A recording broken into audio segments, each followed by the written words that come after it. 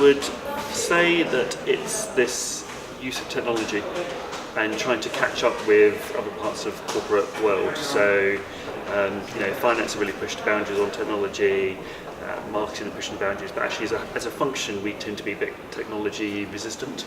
And the big players are great, but they don't work for every size organisation, so it's all these small apps, these things we're seeing today basically, the niche products which I think are more interesting, actually allow people like myself who do business partnering to focus on real stuff, and not have to deal with all the administrative, logistical, day job stuff that needs doing, but actually we can do it in a very different way.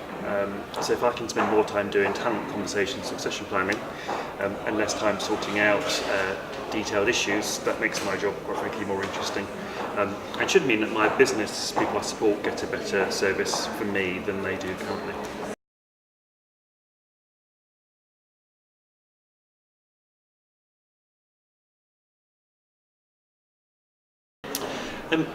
I think people tend to be focused in the day job, and our ability to strategically look forwards is quite hard as a function.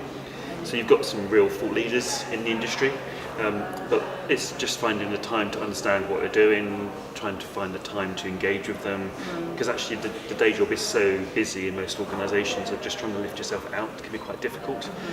So yeah, I do think about sort of the challenges in the UK. We've got reducing workforce, we've got the challenges of Brexit coming. So where are we going to find the people to do the jobs we need? And those people who are now not or losing jobs because those careers are coming to an end, how quickly can we retrain people?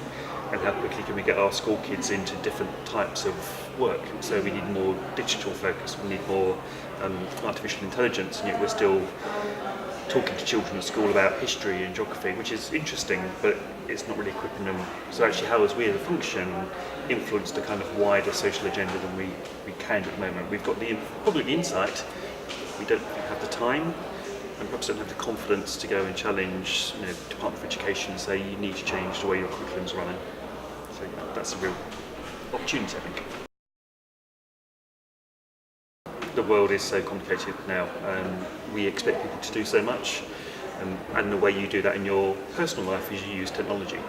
So we use the microwave oven if you don't want to cook. We have apps that allow us to do stuff much faster than we could have done it before. So in the social world, we're getting better at using technology because we're time poor, basically.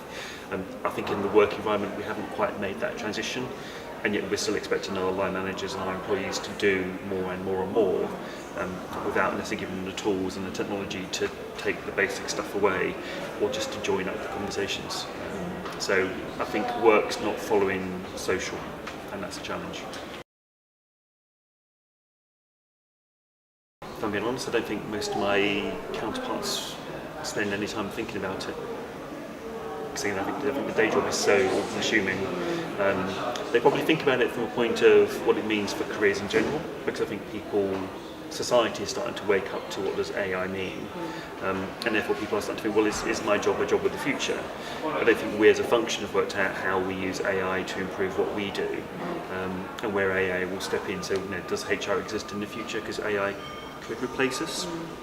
Yeah, I think I've started to see some of that conversation starting, but I think we're a bit behind the curve in terms of talking about AI as a tool to help us as a function, and what it means for our function as a whole. I've got 110 countries to look after. So I get to talk about all sorts of things, from Russia to New Zealand to Uganda to Colombia, and therefore understanding the employment regulations, the talent challenges, the mobility issues. That's where my job is interesting, because I have that breadth of opportunity to engage with my team who are globally deployed, and with our business managers who are grappling with some of those daily challenges.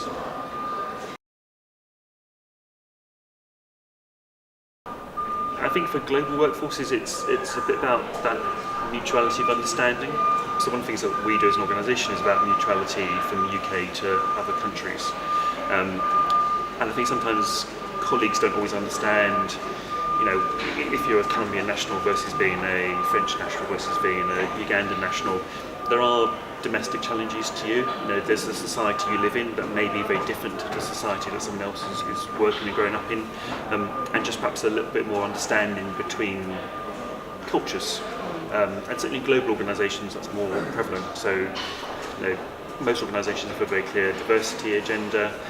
In some countries that's still quite a challenge to talk about some of those elements of diversity, and yet we get a bit frustrated that they're not having those conversations. Well, okay, society around them is making that quite hard. So I think as a global workforce, just a little bit more appreciation of some of the context that people live in, I think would help.